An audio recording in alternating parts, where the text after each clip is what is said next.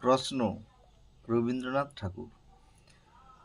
ভগবান তুমি যুগে যুগে দূত পাঠাইছ বারে বারে দয়াহীন সংসারে। তারা বলে গেল ক্ষমা করো সবে, বলে গেল ভালোবাসো অন্তর হতে বিদ্বেষ বিষ নাশো।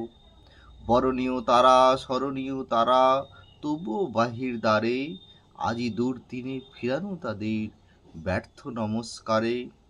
আমি যে দেখেছি গোপন হিংসা কপট রাত্রি ছায়ে হেনেছ নিঃসহায়ে।